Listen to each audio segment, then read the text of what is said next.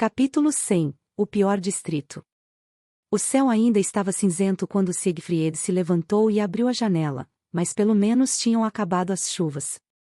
E só levou 3 dias, brincou. Uma semana havia se passado desde o ataque inicial.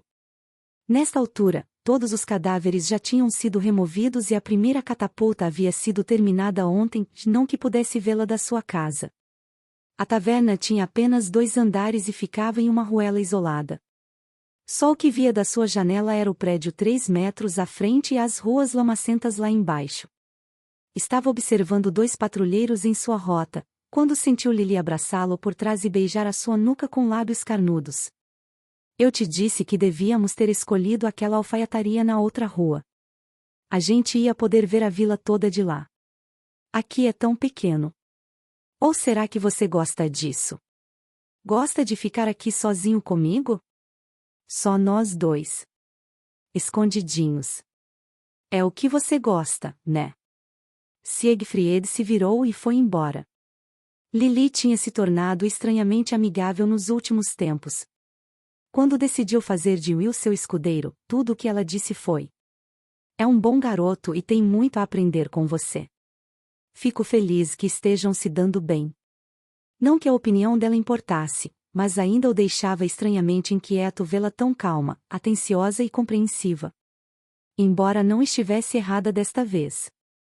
O garoto era agressivo, mas servia bem, já aprendia rápido e depressa a entender o seu lugar. Sem dúvidas que ainda se ressentia pela morte do pai, mas já não tentava mais matar Siegfried. Não desde que o deixou 3 dias na prisão com os outros escravos e prometeu que da próxima vez não voltaria para buscá-lo. Quando saiu do quarto, lá estava ele, sentado do lado de fora como um cachorrinho esperando por seu dono. Tão logo o viu, o garoto se pôs de pé e fez uma pequena reverência. Usava sua coleira de escravo, com o nome de Siegfried gravado em letras rudes feitas com um cinzel de ferro, mas as suas roupas novas eram melhores que os trapos velhos que vestia, de botas de couro, com uma calça de lã marrom e uma túnica cinzenta, peças novas e limpas, adequadas a uma criança da sua idade. Deu um rápido bom dia ao seu escravo escudeiro e desceu as escadas até o primeiro andar. Levou não mais que alguns dias para montar uma rotina de tarefas diárias, uma vida inconsequente pouco lhe agradava. Como não poderia ser diferente, a primeira tarefa do dia era sempre exercício físico.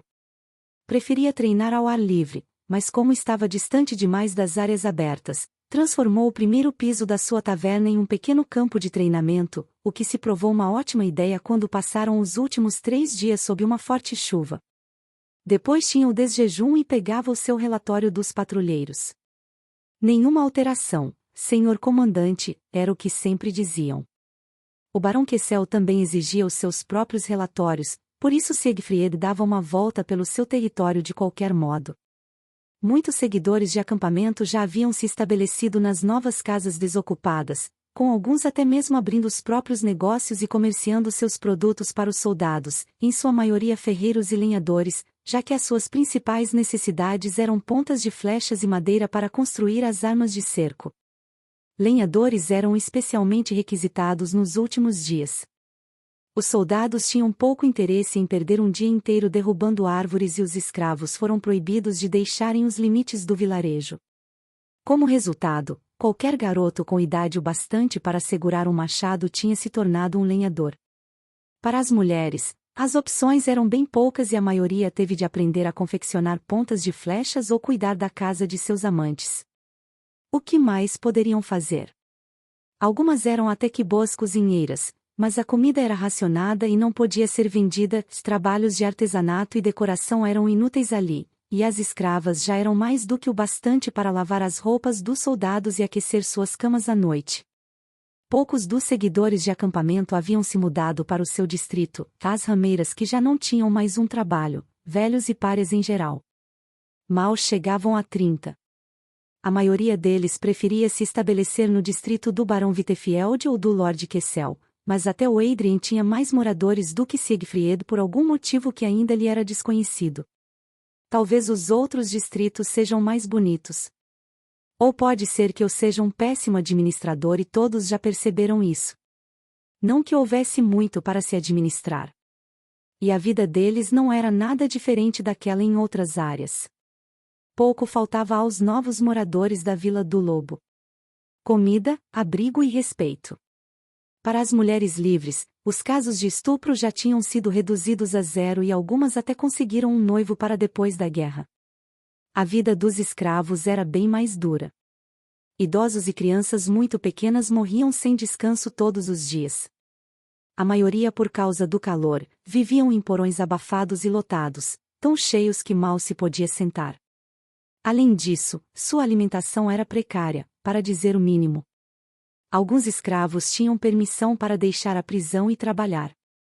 Praticamente qualquer mulher que estivesse disposta a se tornar uma rameira e agradasse os olhos dos guardas podia fazer isso. Os outros tinham menos opções e voluntários para os piores tipos de trabalho que se podia imaginar, como os limpadores de latrina e os assistentes de ferreiro. Esses eram os sortudos. E se alguma das garotas se arrependesse da sua decisão ou um voluntário qualquer achasse a sua tarefa humilhante demais, sempre havia alguém no porão que estava ansioso por tomar seu lugar. O que são algumas doenças venéreas e dedos em falta perto da oportunidade de respirar ar fresco e ter a barriga cheia? Podiam ter sido poupados de muito disso se o barão Silvergraft tivesse rendido o castelo. Não que alguém realmente esperasse que ele o fizesse. Até hoje, nunca tinha visto um lorde que de bom grado desistisse das próprias terras para proteger seu povo. Não que isso lavasse as mãos do barão Silvergraft para o que estava sendo feito às pessoas que ele abandonou. O homem era um covarde. Tanto melhor. Um homem corajoso não assistiria sentado enquanto seus inimigos constroem as armas de cerco que logo derrubarão seus muros.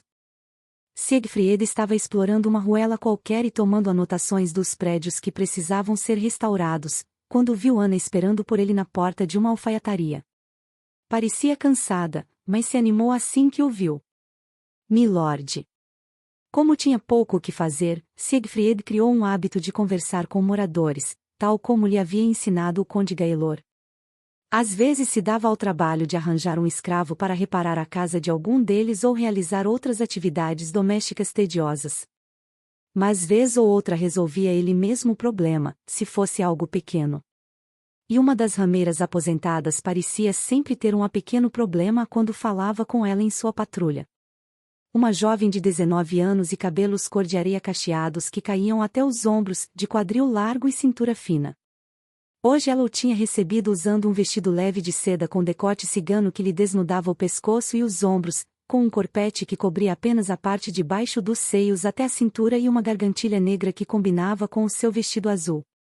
Quando o rapaz se aproximou, ela o beijou no canto da boca, deixando uma marca de batom no seu rosto. O senhor chegou bem na hora. O que houve? Acho que tem um rato aqui em casa, ele anda correndo por todos os lados quando tô dormindo. Já devorou metade das minhas roupas e eu acho que tá tentando me comer também. Por favorzinho. Só posso confiar no senhor para fazer isso. Siegfried deixou escapar um suspiro e seguiu ela para dentro de casa, com Will logo atrás dos dois, mas quando atravessaram a porta que dava para a parte dos fundos da alfaiataria, alguém pôs um saco na sua cabeça.